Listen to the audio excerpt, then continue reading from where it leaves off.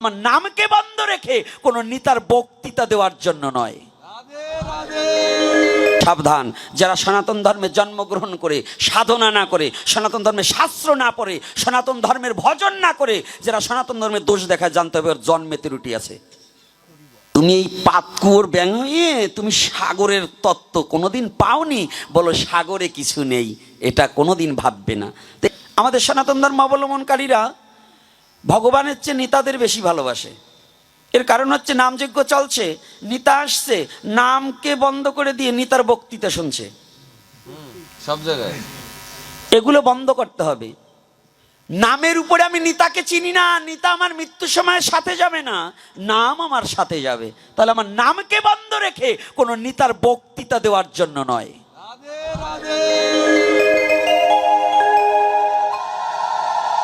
নেতাকেও প্রয়োজন আছে, নেতাকে রাজনীতির প্রেক্ষাপটে, রাষ্ট্র পরিচালনার প্রেক্ষাপটে নেতাকে আমার প্রয়োজন আছে।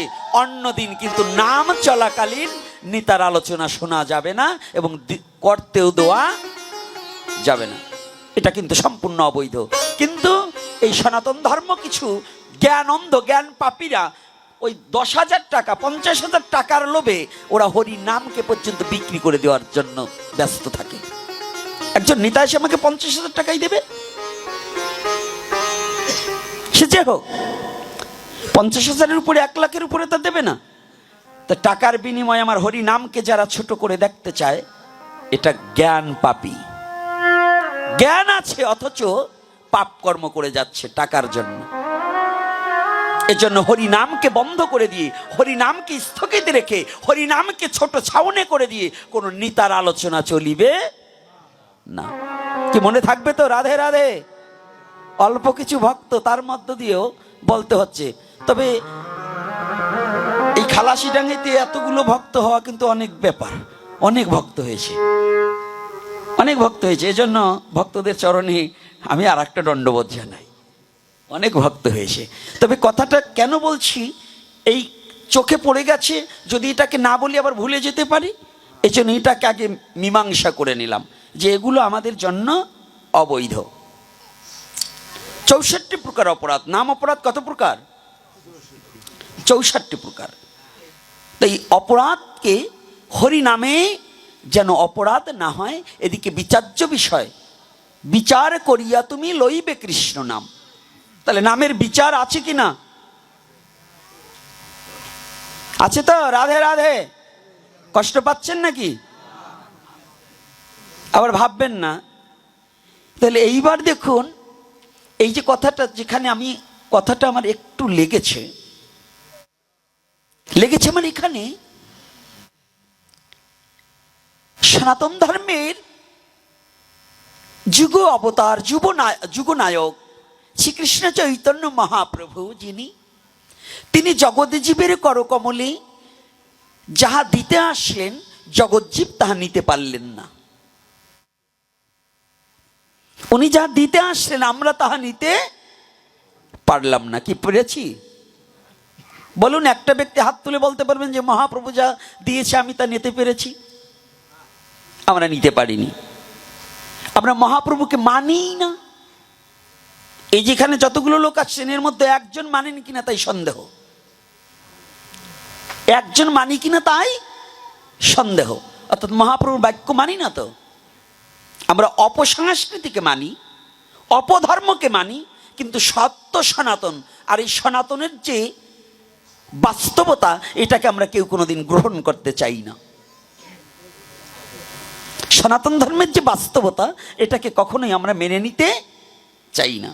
যাক, এখানে আসবো, একটু ওদিকের থেকে আলোচনাটা, লীলায় একটু না গেলে বলবে যে লীলা কথা বললো না, লীলার থেকে একটু আসি, তারপরে আবার এখানে আলোচনা করব যে সনাতন ধর্মের আজকে সাকার, নিরাকারকে সাকার করার কথা বলছিলাম, তাই না? নিরাকার থেকে অধিকাংশ, আপনাদের চরাঞ্চলে তো হিন্দু কম, এই অধিকাংশ এই সনাতন ধর্মের যুবক ছেলে পেলে, এদের একটা স্লোগান কি, ওই ফেসবুকে একজন দিচ্ছে, বেদে কোনো মূর্তি পূজা নাই। আর ওইটার ওই সরলতার সুযোগ পাইয়ে মারে একটু ঘাই, ওই ঘাই দিয়ে কি করে ধর্মান্তরিত করার জন্য ব্যতিব্যস্ত। আর এই শালার চামড়া মোটা গরুগুলো এই ধর্মান্তরিত হওয়ার জন্য ব্যস্ত হয়ে যায়। আসে না চামড়া মোটা গরু আছে না কিছু? আবার রাগ করছেন নাকি আমার কথায়? এই চামড়া মোটা গরুগুলো ওরা বোঝে না, বোধগম্য নেই যে কিসে কি হয়। এই দুধের মধ্যে নবনী থাকে, দুধের মধ্যে যে ঘি আছে দেখা যায়? এই দেখা যায়? কে বলছে দেখা যায় না? দেখা যায়। অর্থাৎ আমি পারি না তাই দেখি না, কিন্তু ঘোষ মশাই তো ঠিকই কর্ষণ করে তা থেকে ঘৃত তুলে নেয়, নাই কি না? তো বেদে যে ভগবানের মূর্তি নাই, আমি অন্ধ তাই আমার জন্য নাই।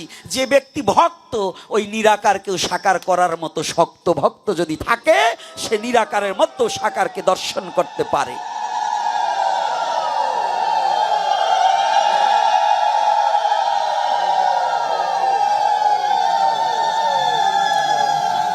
কথাটা কি বোঝা গেছে? এ ঘাইটে দিতাম না, আছে একটু ভেজাল আছে। এই রাধে রাধে। এ পাশে কোনো কথা হবে না, চুপচাপ। আরো বা হাতের কাছে বসছো মা, চরণে হাত রেখে বলছি কোনো কথা বলতে যেন আমার হয় না, কোনো সাউন্ড হবে না। মন এখন কিন্তু অন্য জায়গায় আছে, চরণে হাত রেখে বলছি কোনো কথা হবে না।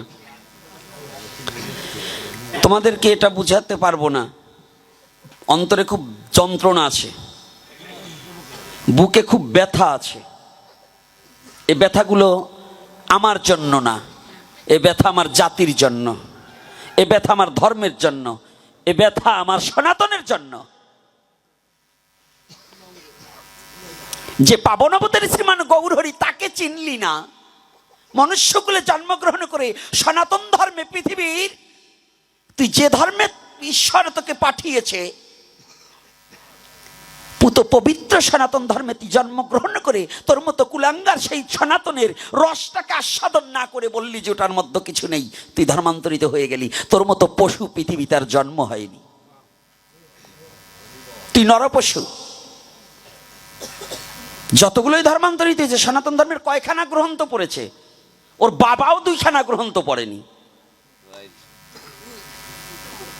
আমার এপিসোড দেখবেন, আমি চ্যালেঞ্জ করে বলছি, পারলে আসো সামনে। পিছনে বসে ফুটফাট কথা বললে হবে না, সামনে এসে দাঁড়িয়ে বাপের বেটার মতো কথা বলতে হবে। সনাতন ধর্মের প্রতিটা তত্ত্ব অবগত হতে হবে। তুমি না সাধনা করে বাইরা বসে বক বকালে কাজ হবে না। কয়খানা গ্রন্থ পড়েছো দেখি? আমি একটু জিজ্ঞাসা করি, তুমি কয়খানা গ্রন্থ পড়েছো? কয়দিন সাধনা করেছো? তুমি বলছো সনাতন ধর্মে কিছু নেই। কয়দিন সাধনা করেছো? কয়দিন ভরে ওঠে প্রাতকালীন স্নান সেরেছো? ভোরবেলায় উঠতে গেলে তোমার গায়ে উঠে যায় জ্বর, আর বেটারা 108 বছর, 110 বছর, 130 বছর বয়সেও প্রাতকালীন স্নান সেরে ভগবানের চরণে তুলসী দিচ্ছে, যুবকের ন্যায় তারা চলছে। এখনো ব্রজের মাটিতে এমন সাধক আছে। প্রেমানন্দ বাবাজি 2টো কিডনি নষ্ট হয়ে গেছে, সপ্তাহে 2 দিন তার ডায়ালিসিস করতে হয়।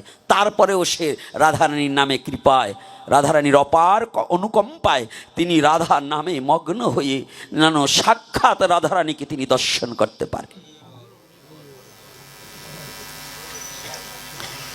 তুমি এই পাতকুয়োর ব্যাঙ হয়ে তুমি সাগরের তত্ত্ব কোনোদিন পাওনি, বলো সাগরে কিছু নেই, এটা কোনোদিন ভাববে না। তো এই জন্য আগে এই কথাটা কেন বলেছি, এটা একান্ত প্রয়োজন। একদিনের আলোচনায় আমার পোষায় না, তবু সময় দিতে পারিনি। ওরা চেয়েছিল ঠিক, কিন্তু আমার সময় হয়নি। একদিনের আলোচনায় সম্পূর্ণ তত্ত্ব আলোচনা করা সম্ভব না। অর্থাৎ এইখানে একটা সমস্যা আছে। আপনাদের এই ভদ্রাসনের মধ্যে, এই হিন্দু জাতির মধ্যে একটা রোগ ঢুকেছে, এই চরাঞ্চলে একটা অসুখ ঢুকেছে। এই অসুখটাকে নির্মূল করতে হলে পরে আপনাদের মাঝে মাঝে ধর্মসভা দিতে হবে, আর আপনাদের ছেলে মেয়েকে নিয়ে ধর্মসভা করতে হবে। সনাতন ধর্মের শাস্ত্র জানতে হবে। আপনাদের এই চরাঞ্চলে, বিশেষ করে চরাঞ্চলে কিন্তু ভয়ানক একটা ব্যাধিতে রূপান্বিত হয়েছে। এই ব্যাধিটাকে নির্মূল করতে হলে সনাতন ধর্মের শাস্ত্র অধ্যয়ন করতে হবে, এবং আপনার বুঝতে হবে। আপনার যদি কোনো বুঝায় ভুল থাকে, আপনারা আমাদের সাথে দেখা করুন, আমরা সলভ করে দেওয়ার চেষ্টা করব। কথা দিচ্ছি, সলভ করে দেওয়ার চেষ্টা করব। কিন্তু সাবধান, যারা সনাতন ধর্মে জন্মগ্রহণ করে সাধনা না করে, সনাতন ধর্মের শাস্ত্র না পড়ে, সনাতন ধর্মের ভজন না করে, যারা সনাতন ধর্মের দোষ দেখায়, জানতে হবে ওর জন্মে ত্রুটি আছে। ওর জন্মে ভেজাল আছে। আগে বোঝো আমাদের সাথে। কি কষ্ট পাচ্ছেন নাকি আমার কথায়? কি আপনার রাগ করছেন না? এই কথা বলা যাবে না? কে কথা প্রয়োজন নাই? কে কথা প্রয়োজন আছে কিনা? আমি কিন্তু আবার ভয় ঠয় পাই না, আপনারা ভয় পেলেও আমি পাই না। কারণ আমার সনাতন শিক্ষা দিয়েছে সত্য বলার। সত্যই সনাতন, আর যিনি সনাতনে আছে তিনি সত্য ধরে আছে, আর যিনি সত্য ধরে আছে তিনি ভগবানের কোলে শুয়ে আছে। রাধে রাধে।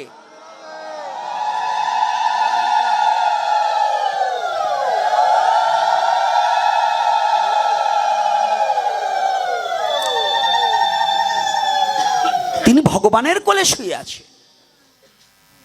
তুমি যে ধর্মে জন্মগ্রহণ করেছো এই ধর্মের নামই সনাতন, তুমি বুঝতে পারোনি, তুমি মরছো অকারণ। কতজন আসলো আর গেল, সনাতন ধর্মের এই গভীরতা মাপতে পারবে না। এই গভীরতা মাপার মতো জ্ঞান তোমার হয়নি, তুমি কি করে মাপবে গো? কত আর্য মহর্ষিরা যুগ যুগ যুগান্তর ধ্যান করে সনাতন ধর্মের বিন্দু মাত্র তত্ত্বজ্ঞান আহরণ করতে পারেনি। ব্যাসদেব এত শাস্ত্র গ্রন্থ লেখার পরেও তিনি করজোড়ে বিনয় করে বললেন, যদি এই পৃথিবীর সমস্ত সমুদ্রের জলরাশি যদি কালি হতো, বৃক্ষ তরুলতা যদি লেখনী কলম হতো, তথাপি ভগবানের তত্ত্ব আমি বিন্দু মাত্র লিখতে পারতাম না। আর তুমি সাধারণ জ্ঞানে কি বুঝো? পৃথিবীতে তোমার কতটুকু জ্ঞান হয়েছে গো? তুমি সেই জ্ঞানের পরিধি দ্বারা সনাতনকে তুমি মাপতে চাও? সনাতনকে তুমি বুঝতে চাও?